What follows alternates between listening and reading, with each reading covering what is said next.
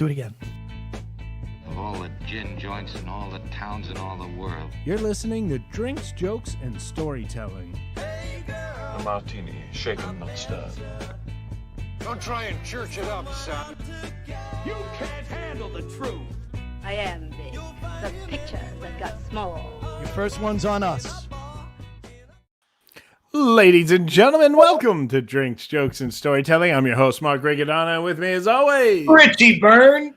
Oh, Richie, it's good to see you. Gotham City, baby. We got a good show tonight, man. Oh, we got a great one. First of all, Every should open. in New York should be listening to this one. Yeah, there's going to be people just sending their avails during the, right in the. And guess what? Their avails are, I'm free. Everything. I'm free. I have so much white out on the calendar, it looks like a blizzard hit. But Looks like I'm back doing coke. So really fast, I just want to, I think both of us wanted to say a big thank you to all the nurses. Yes. Today's a special. It's Nurse Week. It's Nurse Week. Appropriate week, too. Yes, and we've had some great nurses on the show. We have had quite a few. Yeah, and we just don't know where we'd be without you, even before all this crap. Yeah. You know, I mean, you deserve even more accolades now, but you know, nurses. Dr. Oz always said nurses are more important than doctors because doctors come in, talk to you, and leave. Nurses stay.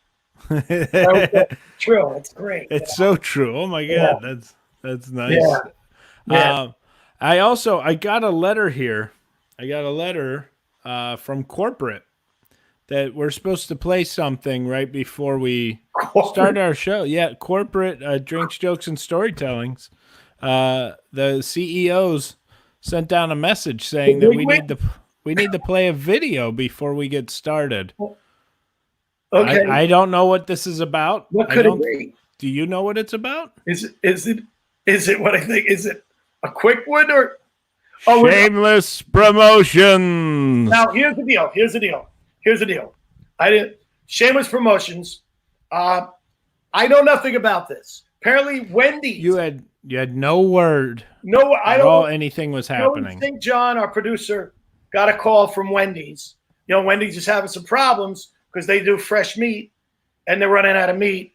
And Wendy said, we need to get our product seen again. We need something. Yeah. And I said, Joey, you handle it. I had nothing to do with it. So I don't know what's coming. We didn't help. We didn't help. Had nothing to do with it. But it's a little bit we call shameless promotions. And Wendy's is helping us out with it. So let's run it and see what happens. It certainly is a big bun. It's a very big bun. Big fluffy bun. It's a very big fluffy bun. Where's the beef? Some hamburger places give you a lot less beef on a lot of bun. Where's the beef? At Soul Joel's, we serve a ham comedian we modestly call the Richie Byrne. And the Richie Byrne is full of beef and bun. Hey, where's the beef? I don't think there's anybody back there. You want something better, you're Richie Byrne people. Oh, you see that? You see that? Wendy's. You let Wendy's have a second and look what they do. And they go and they push. They go and push Burned Out. Burned Out on Vimeo. Available on Vimeo. To buy or rent. Burned Out on Vimeo. Yeah, you can buy for $9.99, rent for $4.99 on Vimeo. And you know, Mark, they embarrassed me, and I just need a minute. I need a minute, Mark. I can't even. Now. Hide your face. It's By the not. way, Soul Joel Productions. You can buy Richie Byrne shirts for $20, but I don't want to talk about that, Mark. No, we should not talk about the $20 shirt or that Burned Out is live on Vimeo. On Vimeo, you can get it with shameless promotions. All right, but we should move on. We got to move on. We got a great guest. We got a great guest. We should pop this out of the way. What are you drinking, Richie? I'm drinking. I got my scotch, my Johnny Black. I'm going with Johnny Black. Yeah, Johnny Black. It's always a classic with you. I'm going with a vodka seltzer water. Nice. Nice little. It's a plain seltzer, no flavor. Do you want to do the joke, or you want to wait till we get our guest out? Let's do the joke real quick before we bring him out. So He's experiencing technical difficulties, our guest. So we're hoping So a 5-year-old is at the zoo. 5-year-old's at the zoo with his mother and father, and they're walking by the elephants. He goes, "Hey, Mom, what's that thing hanging off of the elephant?" She goes, "Well, that's his trunk." And he goes, No, the other thing that's hanging off of the elephant. She goes, "That's his tail." He goes, "No, the other thing that's hanging off the elephant." She goes, "Oh, that's nothing." So the 5-year-old turns to his father and goes, "Dad, what's that hanging off the elephant?" He goes, "It's his trunk." He goes, "No, the other thing." He goes, "That's his tail." He goes, "No, the other thing. Mom said it's nothing." And he goes, "Well, your mother is spoiled." Who doesn't love a good dumb joke? Cheers, Richie. Cheers to you, Good Marcus. drinks, jokes, and I hope we got our first comedy club owner coming on. I hope he doesn't hold that joke against you. wow, it's a street joke. I didn't write it. Joking. Let's get him out here. One of my oldest friends in the business, one of the biggest names in the world in comedy. He's out. He's on. He will be coming out just shortly. But you know what happened, Mark? He saw the opening and he just shut off. No, I can't do this. Ooh. So we got a good show coming tomorrow as well. We have a great show. It's like we know it. It's almost as if I could tell you what we would talk about, but we have our good friend Kevin Flynn back on. Flynn coming out. And Kevin is a good friend of our guest for tonight. So I actually became friends with Chris because of Kevin. I was hanging out with Kevin and we went out. And I knew Chris forever, but we never hung out or talked. And we ended up sitting at Jake's, having dinner, and just telling funny stories and having exactly what this show is, just enjoying the company of another comic. And I'm telling you, he had stories about his family that had me falling on the floor laughing. Well, he's a funny guy. You know, he started out as a comic. Yeah? Yeah, Chris, right? And we did open mics together. We were friends for years before. But he used to say, I'm gonna own my own club someday. And who knew it was gonna be? Because here's how I look at it. It's what's the mecca of stand-up comedy in the world?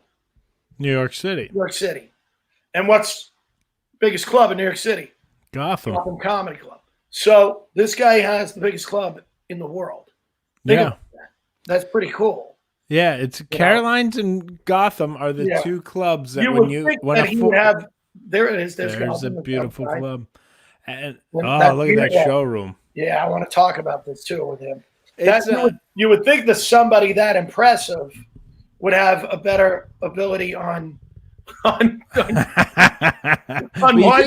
you think he'd have a better taste in Friends than to do our podcast? No, I meant you'd think he'd be able to get on a computer and not fall off and drop out. I have a lot of friends overseas, and every single time that we would ever have them come over, they would always say the two clubs they want to work are Caroline's and Gotham. It was always the case. They're the two big clubs that anyone thinks of when they think of New York City. Yeah. I always say Caroline's, Gotham in New York, and Soul Joel's in Pennsylvania. Those are the big two. The big three. The big three. Speaking of Soul Joel's. Yes. Tomorrow night we have Richie is getting back out. Look at this. Curbside comedy tomorrow at the Rail. Eat, drink, laugh from the safety of your car. The laughter starts at 6 p.m. Please pre-order your food and drinks early. Restroom facilities are available. This is a safe, distant event. You'll laugh your mask right off your face. There you go. Hi, Darcy. Thank you for tuning in, Darcy. Hey, Darcy's in the house. But, this is kind of weird. I haven't done a show since March 15th. So I'm wondering, what is it going to be like to try to beat that rust off the doors? Are you going to go over your notes?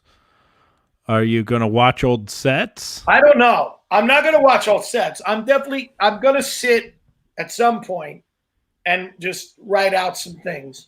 I have been I have been taping myself for a while before the pandemic hit. And I have all those tapes, so I might listen back on it because I was trying to write a whole new act.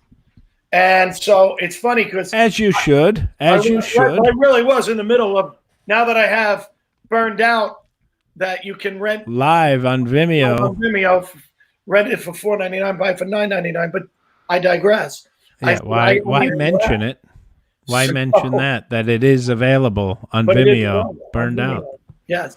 So I said, I don't want to. I got to write a new act. I don't want to walk in, do the same act that people are buying. Yeah. And so I've been writing new stuff, and I've been recording, and thank God I've been recording. So even my old stuff is on there because it's who would have thought there'd come a time where you go, I need to think about my old act. I need to think about it. Things you know what I mean? But I have not gone more than 10 days in the last 30 years where I wasn't on stage, maybe 11 days. So you off for almost 2 months is scary. And it's so funny that you're saying about like writing a new act because now that you have a DVD, you don't want to be. I used to always laugh when I first started and I was like just started working the road. There would be all these comics that would sell their CD after the show and they'd be like, did you guys have fun? Do you guys want more? I have a CD available. You can buy it. And it's like, yeah, they just heard all the same shit that's going to be on that CD. Yeah. See, I don't want that to happen. God, I don't want that to happen. I mean, I lose my mind when someone comes up and they go, I saw you last year. You really need to write some new shit, man. You know what I mean? Like, I'm never a fan of when it happens to be, you do a gig and then they want you to come back next year and you're like, no, it's going to be the same act. Let me suggest somebody to you because I kind of figure, you're going to want a new comic and I could suggest somebody now that I played the room that will be right for you. And they always want to have you back. They're like, no, we'll have you back. It's like, oh, you're going to hear the same shit. Mm-hmm. There's nothing worse than when you do it private. And they're like, oh, we had you last year. You're like, oh, God, really? Look at Brian Flammer. Richie has a DVD. Where can I get one? Thank you, Brian. I can tell you. Or, Mark, why don't you tell them? I can tell you that it is on Vimeo, Burned Out on Vimeo for sale and rent. You know who else they saw the Burned Out and watched it, and they had a reaction? Chris Roach.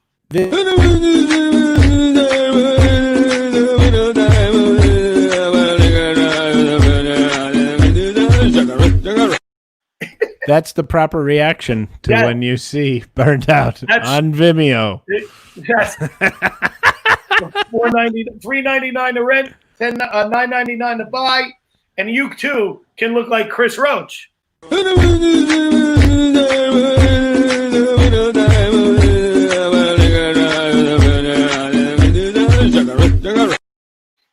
I like at the end, it's like, to the right, to the right. I know.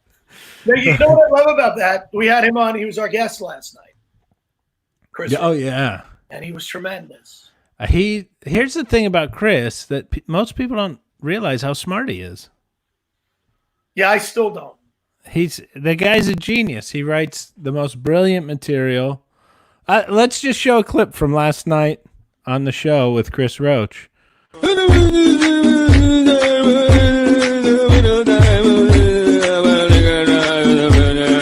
See, there's nothing I love more than intelligent humor. And that's all Roach gives you. Yeah. I love it. Oh my God, I love it. Dude, it's looking like we're going old school for a while here. You and me, Gary Allen's here. Hey, Gary. Gary's in the house. His show's at 4:00 on Tuesdays, I believe. When we started this show 2 years ago, when we talked about doing this show, we said, "Oh, this would be great." You said to me that I should do a storytelling podcast. Yeah. And you were like, dude, it'd be great, blah, blah, blah. And then I said, I want to do it with you. And we decided, let's do this. Then let's make it happen. And we got Joel involved. and we said we're going to do this. And the first few shows were like, just you and me, bro. Just you and me. And after about the third show, we're like, we got to get guests. I'm running out of stories. I have an idea. Why don't we take our audience and we ask them to write in a topic and a good one and a point of view, and let's see if we can write a couple new jokes for Richie to do tomorrow. And if anyone writes coronavirus, I'll kill them. So if you have a fun idea of maybe something, and maybe Richie and I can try to work out a... Why don't we bring Joel on and explain about tomorrow a little bit? And then we're going to do that while you guys think. Yeah. Joel, come on out and join us. You handsome bastard. Joel, you know who says hello? Who says hello? Chris Roach says...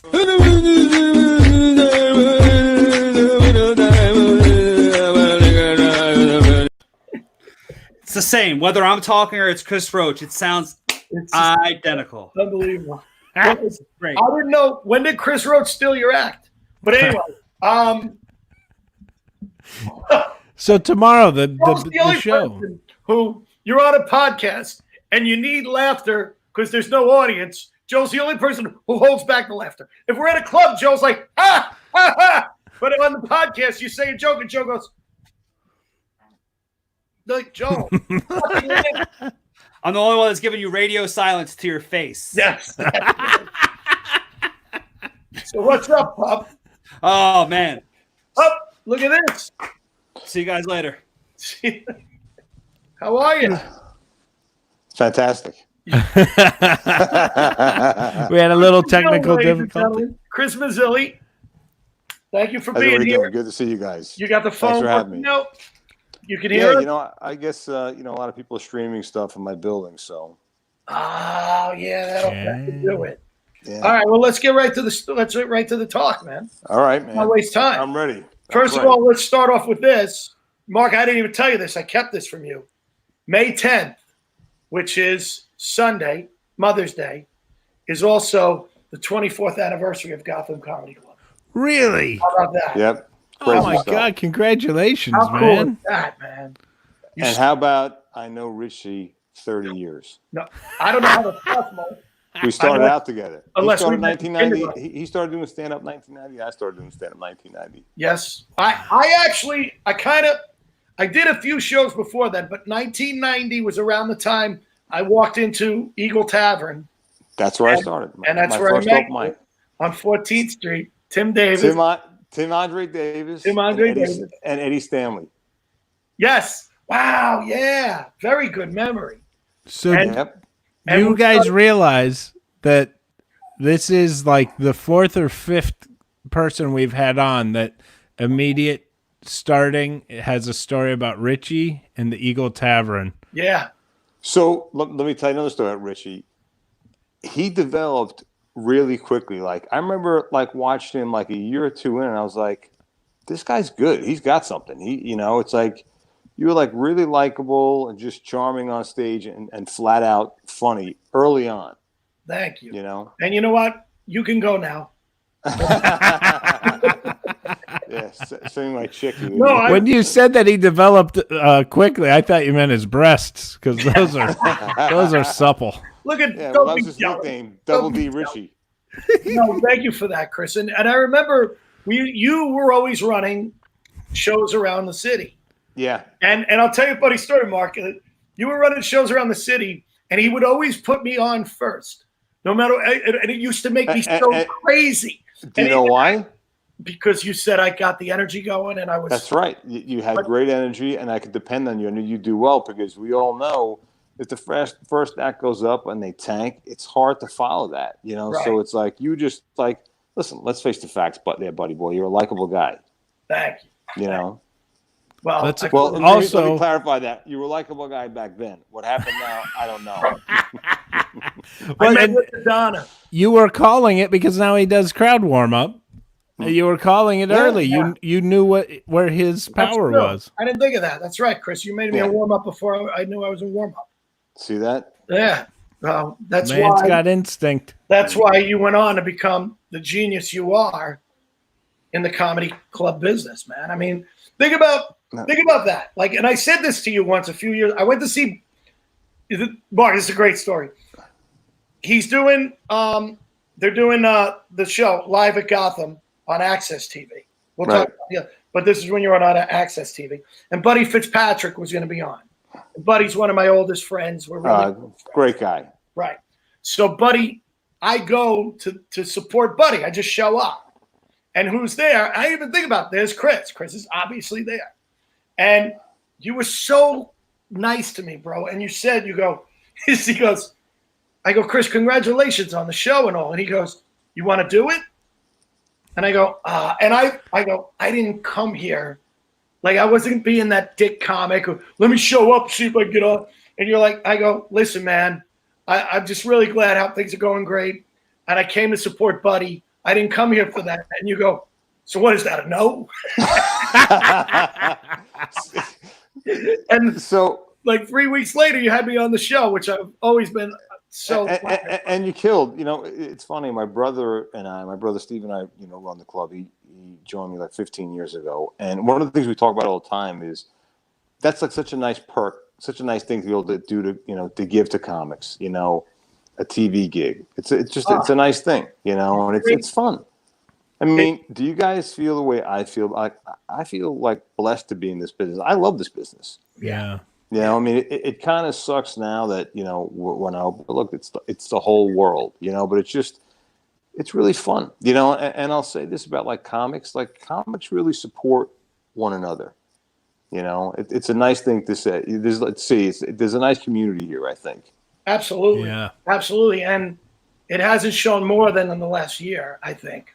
Oh, yeah. I mean, listen, we've been through a lot the last year. It's been a hard year. Yeah, I mean, even before the pandemic. Forget about the pandemic. Listen, we've lost our own people. It's some of our best. Yeah, there you go. Yeah, I mean, Angelo. Look at the picture, Chris. That's me and Angelo at Jake's, which is next door. That's right. And he's like a ray of light. That guy. It's like I miss him every day. And he was another guy like. That's Angelo Ardata, by the way, for people who don't know. But Angelo, I'll tell you a story. I did the Richie Burns show that night at your club. Right. And we had a party at Jake's afterwards. And Angelo heard he heard that I was doing the show. I hadn't seen him in years. And he came by and he came over to the club, to the bar to hang out with me. And I'm sitting with people who, actors from the show and my director, and we want to talk about the show. And Angelo's just talking old times for like 2 hours. He's talking about the days at the Eagle and nights for you. And at one point I turn to a friend of mine. I go, man, I'm sorry. I didn't mean for this to turn into, and my friend goes, are you kidding? I love this. Yeah. And I realized that's what I love about our show now. It's that people really love hearing us talk about the old days. Oh, yeah. And listen, there were some really great times. And even like now, we're making new great times. Absolutely. Absolutely.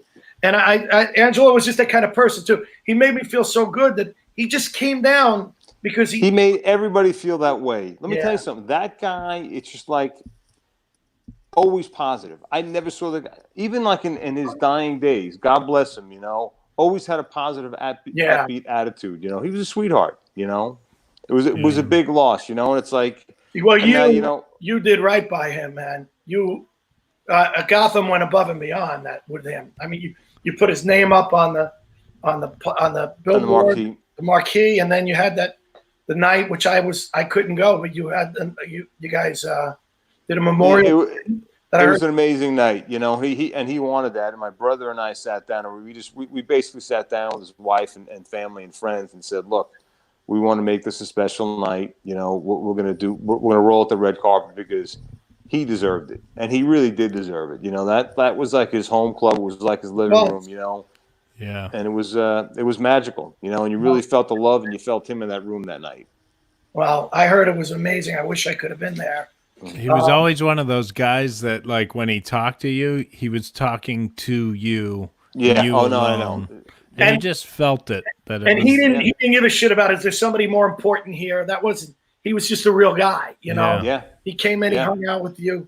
Dude, that's just the feeling you get in the club. You walk in your club and you just feel From the second you open the front door, And the that's show not true. started. Right, It's it's part not of the true of many show. It's clubs. part of the atmosphere. It's Yeah. Well, you know, it's funny you talk about the anniversary coming up. You know, it's kind of was the thinking from day one. You know, it's like early on when I was a comic, you know, like, look, we all humped it. We went to these clubs, these, you know, back bar rooms, you know, and like, you know, we were treated pretty poorly. You know, I mean, people didn't care about the comedians most of the time. A lot of clubs didn't look great, you know.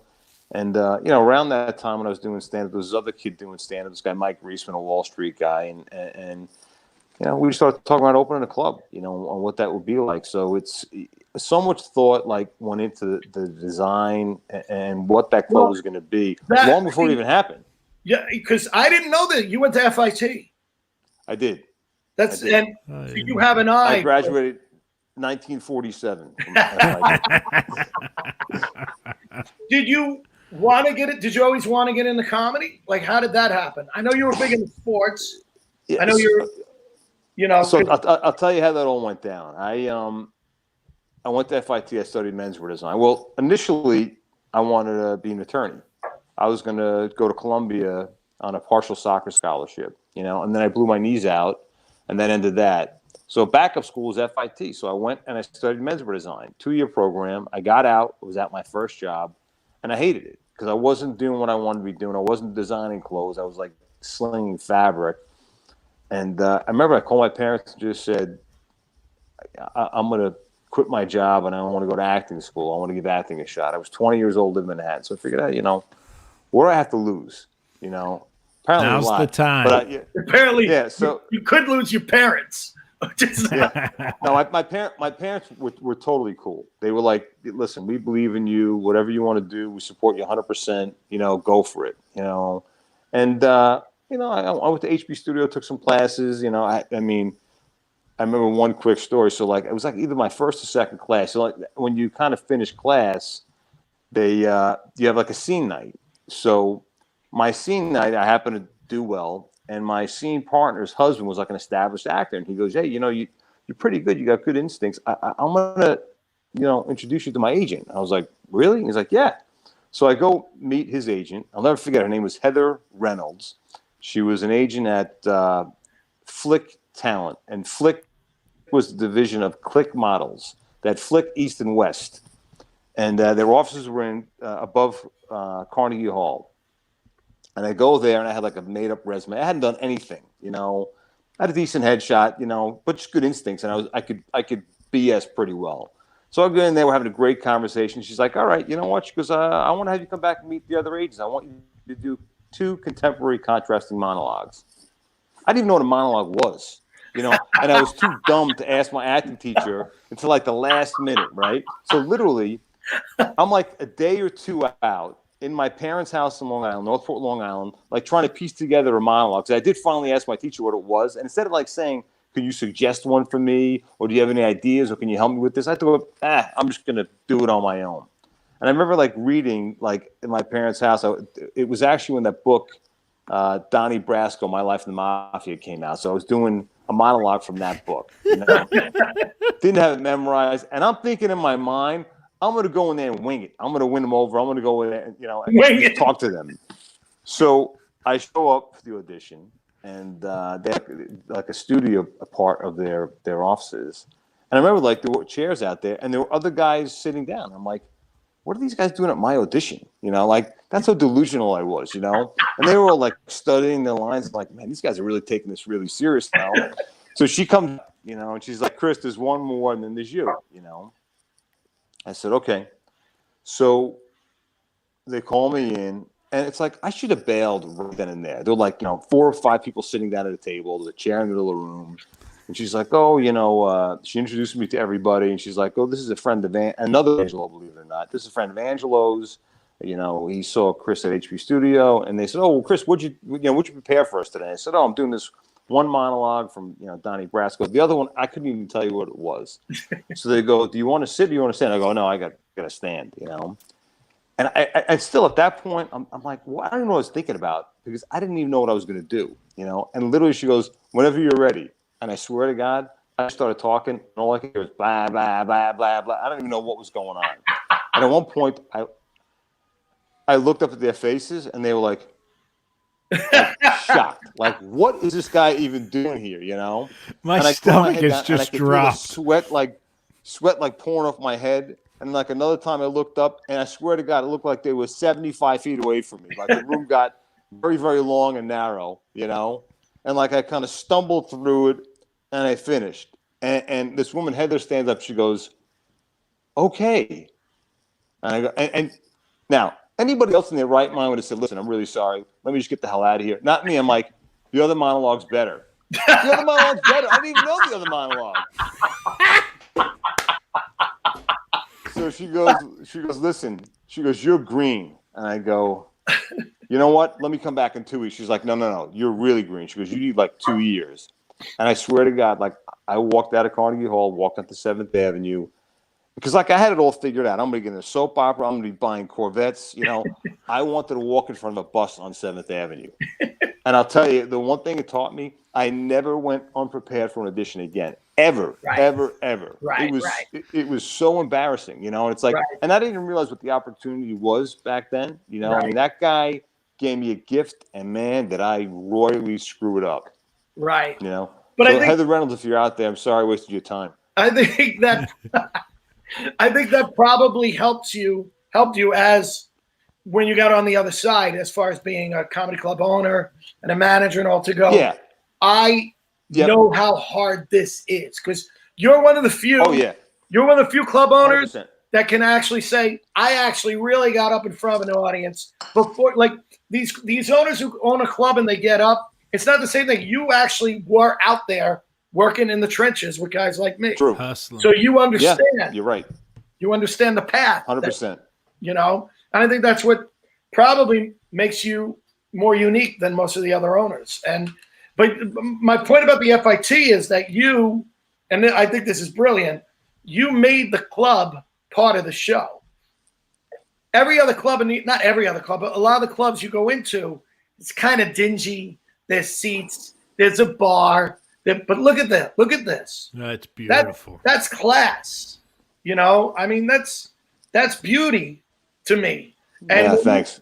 When you're an audience member and you walk in and see that, it changes your perception of what the show's going to be. Just right off the bat. Forget about the fact that you're bringing in Seinfeld and Jim Gaffigan and whoever else, but you could bring in anybody. You walk in a club and it has that look to it, that's going to change everybody's idea of what the show is going to be. And as a performer going into that club compared to the other clubs in the city, I've heard a couple of different comics say they get ready for their show and they dress like they want to look like a guy who just stumbled on stage and happens to be the funniest guy in the room. But when you play a club like yours, you go, no, I got to stand out. I have to look good. I have to do a good job. And I think it makes the performer have a little more of a better fighting chance.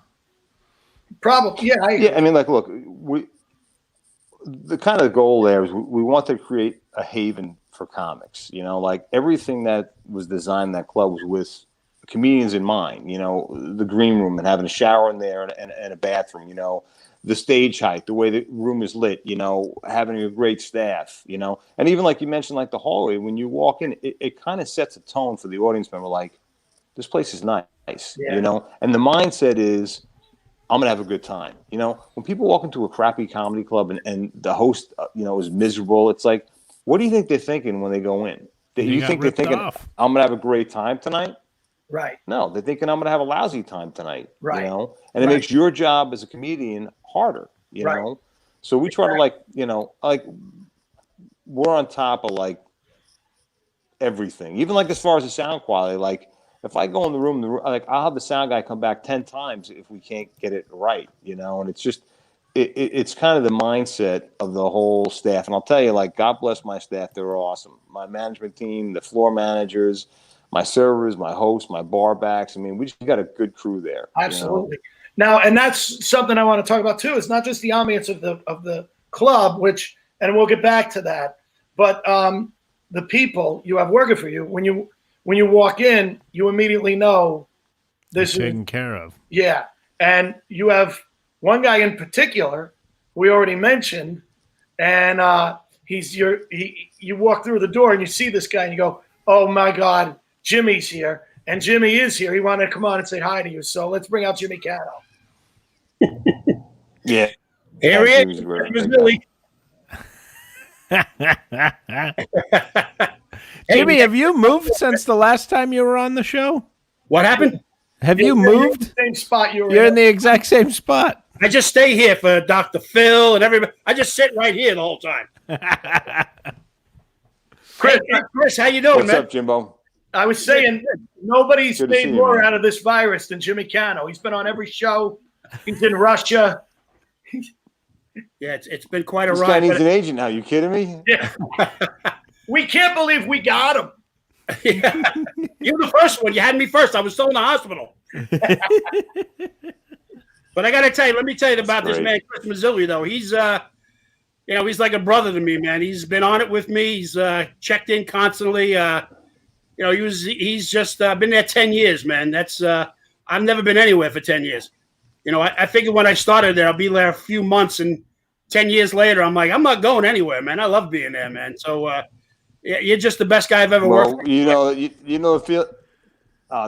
feeling's mutual, brother. We go way back. You're a good man. Jimmy, you doing okay? Yeah, let me tell you. I was worried about you, man. We all were. You feeling good? Yeah, I'm doing really well. Actually, I had an appointment with my doctor yesterday, and he was very happy with my result, man. It was good. I haven't seen him since I was in the hospital. He goes, I probably shouldn't be doing this, but he gave me a big hug. He goes, He goes, how you doing? Everything's great. And he tested me. All my numbers were good. He was very happy with my blood pressure and everything else. So I'm on the way. I'm on my mend, man. I'm ready to go back to work, my man. We all are. Yeah, you and me both, brother. I love going down to the club. It's like it's hard not being there. Oh yeah, I think about it all the time. We all know it's a special place. When I see some of these people online, I saw Sam Morrell do a little video, and I go, it's nice to see somebody doing stand-up again. It was cool, I get to talk to Richie once in a while, so it's fun to see these faces again. But I want to see him in the hallway, hanging out, having a cocktail. You couldn't be more right. Jimmy. Well, thanks for coming in, man. It was always good. Chris, I love you, brother. I'll be in touch, man. It's causing a delay for him. Are you there, Chris? Yes, sir. Got it? You back? I think you're going in and out. Sorry. Bad connection. You know what? I think having the fourth thing hurt us. Having Jimmy come in. Can you hear us now? So you say a little better. Yeah. I think less is more. You know what else I love in your club are the pictures. Oh, the photographs. You guys have the best original photos. And that was Dan Dion's photographs? So that's right. And that was like, I actually think that nobody captures the essence of comedians better than Dan. He's a very gifted guy. Yeah, well, I mean, and I what a career he's had. I mean, he's not that old. Oh yeah, it's unbelievable. 20 years at the Fillmore in San Francisco, and he worked with Bill Graham. Yep. And I didn't even realize, and the photos are just so striking when you walk in, and it's just. And he's like shot everybody. I mean, yeah, he's a super talented guy and a super nice guy too. Yeah. Mark, he did a book that with Paul Provenza. Oh yeah, Satiristas. Yeah. Oh yeah. Paul sent me one after we did Radio Gods. Now, Chris, let me ask you: are there any? What are you more proud of? Are you more proud of what you've built with the club, or are you more proud when you see? I just heard. Say what? I lost half of what you said there. Okay, are you? I lost half. This may be a dumb question. Can you hear me? Barely. We're losing. Go ahead, try again.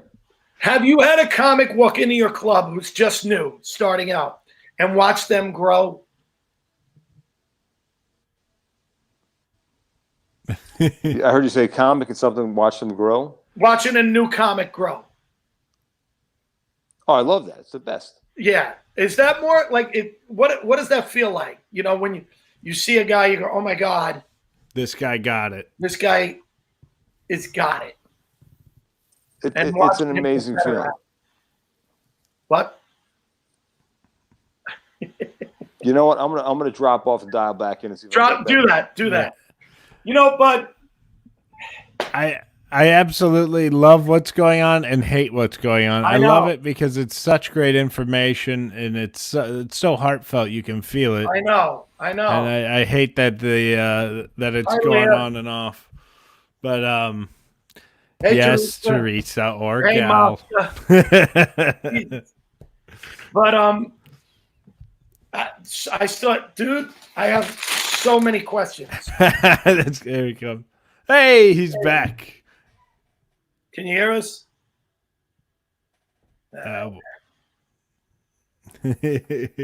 We can't hear you. Why don't we just go to his apartment? Yeah, let's just go. I think it's like 20 minutes. Oh. Aaron Caruso said, "We understand. Just keep going." It's very cool. That's awesome.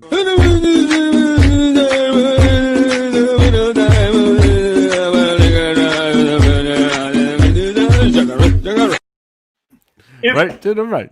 If you missed our interview with Chris Roach last night, you just saw it now. Yeah, you got caught up.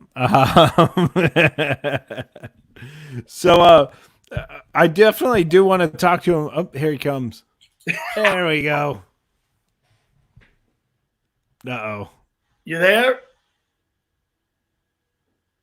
This is no.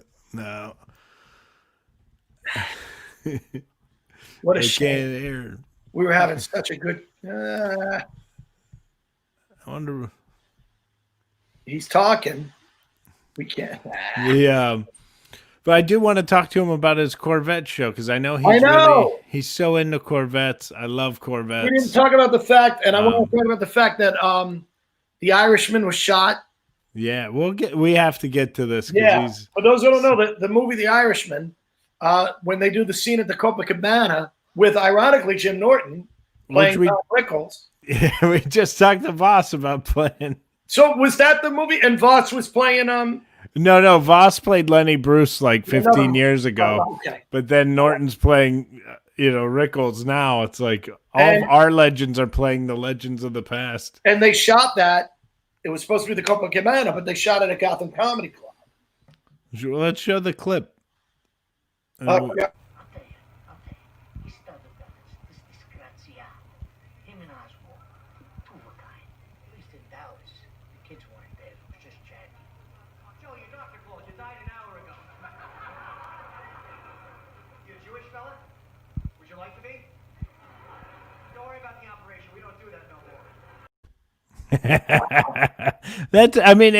It's you can tell it's Gotham since you pointed it out, but you couldn't tell it was Gotham. Who else but Norton should be playing that part? Oh, I know. Well, they couldn't get Lisa Lampanelli in the bald cap. When Jimmy said, "I haven't been anywhere for 10 years," I was going to say, not even with Lisa. That movie was really good. Gotham, the TV show, you did it once or twice? No, I just did it once. I just did the one. I did one, and it was thankfully Elaine Boozler asked me to do it. Yours.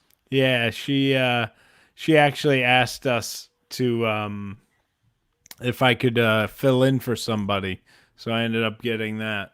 You know what? I'm going to tell you a good story. I did Gotham. Access Live at Gotham on Access TV on July 3rd, 2015. I remember this. It was July 3rd. It was a Thursday night. So July 4th.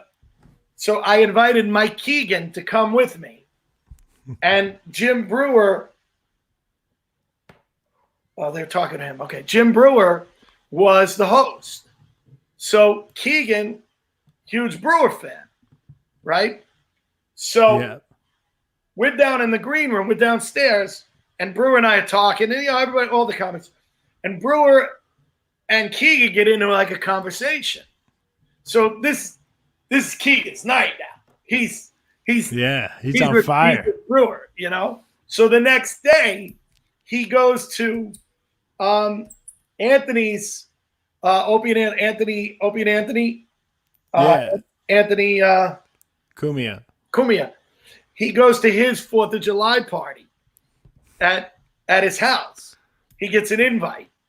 So now he spent, it's like a new comic, pretty much. So he's already hung out with Brewer one night.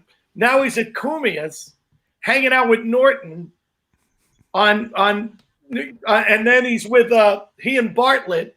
Rob Bartlett was there.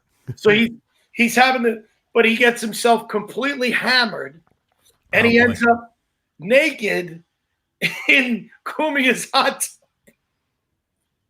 And he ends up breaking Cumia's toilet somehow. I don't know what, but he completely ruined. And I'm like, dude, you totally went over the edge with this, man. Give him an ounce of power. He said at one point he was like passed out on the ground, and Cumia goes over and goes, "Who brought you here?" And he looks up and he's drunk and he goes, "Joe Curry." He blamed Joe Curry. Chris. All right. I'm sitting right in front of my router now. You guys hear me? Yep. We can hear you. You're fine. Can you hear us? Yeah. It's not as choppy. Okay, because you got to be right on that router, man. So we're talking about the fact that the club was the Copacabana in the Irishman. Oh, yeah. Yeah, that was awesome. A neat little thing. That was so awesome. Yeah, what was that like? It was crazy. They found out about us. I think the same locations person was doing the show Crashing, and they reached out, and it was a great show. Leanne Weingarten, who handles that stuff for us, she was great. Leanne, sure, I love Leanne. She's fantastic. Yeah, she's fantastic. And they came in and they took a look at the spot. They liked it, and then that was all very hush hush. We didn't tell anybody. And they literally worked on the club for 4 days building out the set. And it was incredible how they transformed the place. And I got to tell you, I remember the original Copa off Fifth Avenue. It was amazing, Yeah. It was, and they did a great job. I mean, they kind of really captured the essence, and they built these palm trees, and it felt right. It was a cool thing, Yeah, really it cool. looked great. And I mean, who better than Norton to play Don Rickles? I know. How cool is that? Yeah, he must have been in his element. He must have loved that.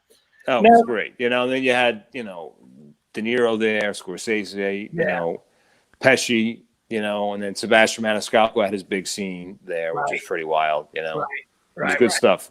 But I mean, you've had so many shows shoot. The Gaffigan shot his series there. Yeah. Right? Yeah, we had. Seinfeld shot parts of Comedian was there. That's right. Just see what Seinfeld. And also the pilot for Curb, Your Enthusiasm. That's right.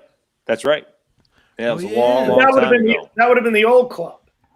That was. Right. That was the old club. Right. So was Comedian too, right? Yes, Comedian was at the old Comedian one. was the old club too. And Amy Schumer, you said shot there too? Or did Say again? did Schumer shoot anything there, or was she just coming in? Amy Schumer. No, she did some. Yeah, but she came out of the club. When she started there, but I don't remember her filming. I mean, oh no, actually, you know what? She did film stuff. That she did her audition for her Last Comic there. Really? Over there for Last Comic Standing. Yeah. Man. Oh, cool. Very cool. They should rename Gotham the Star Factory. It's just turning out stars. And tell us about Live at Gotham. How did that come about? Well, so Live at Gotham was the second series he did. That was actually the Comedy Central series. The Cuban series was called Gotham Comedy Live. Right. Little variation on and before that, you did New York City, right? That's right. New York City was at the old club. That was with Robert Klein. It was called Met Channel. It was in New York, New Jersey, and Connecticut. Robert Klein hosted that show. Right. It was that was fun. That was a good little run. We did 56 hours on that. Wow. And then the Cuban thing kind of just fell into our lap. He was looking to do a stand-up series. He had heard about Gotham and reached out to this production company called Killer Bunny here in New York that he had done some stuff with, and said, "Hey, do you know these guys at Gotham?" And they said, "Yeah, we used to." Because their offices were right above the old club on 22nd Street. So they called me and said, "Hey, Mark Cuban's looking to do a comedy series." And I said, "Great, I got a great idea. This is how I think it should be." And my brother and I sat down with him. We kind of hashed out our ideas, and literally, like, we pitched the idea to Cuban on a Thursday. He ordered the pilot on a Friday. We shot it a few weeks later, and then he ordered the series. And it just it did really well for them. Just literally, we just kept doing more and more and more. And at the end, I ended up doing like 156 1-hour episodes. Wow. Which was great. It was a lot of fun.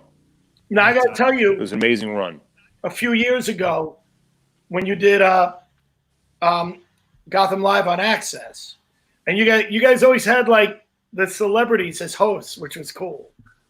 Like Hasselhoff. Oh, you mean, yeah, we had a lot of celebrity. That's right.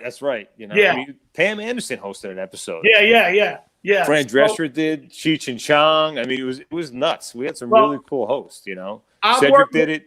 I'm working at Dr. Oz show, and William Shatner's on the show, and he had hosted for you guys the night before. Is he there? You there, Chris? Oh. It's I lost you again. Sorry. That's right. So William Shatner had hosted. Can you hear me? Yeah, you're going in and out. All right. But it's okay. I can hear you. Try again. William Shatner had hosted the show the night before, and he was on Dr. Oz show. That's right. And we had a problem at the show, and we had a whole taping. And Oz turned to Shatner and he said, "Give us a joke that you did last night on the show." And Shatner told one of his jokes. Oh, that's cool. And then Oz, I'll tell it without Chris.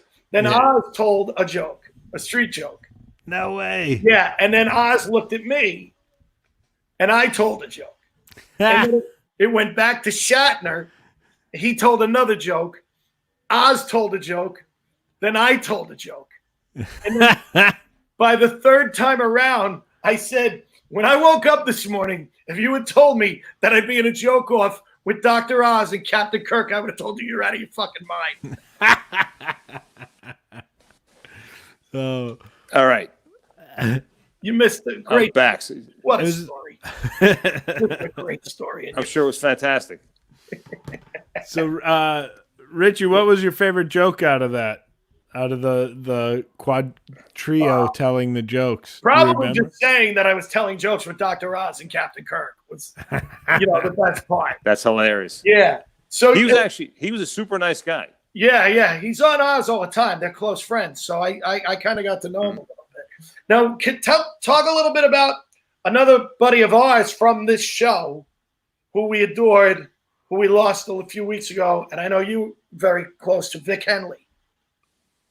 Yeah, Vic was a great guy, I loved him dearly. It's I'll tell you how I met Vic. So he was like, and most people don't know, he's the last VH1 VJ.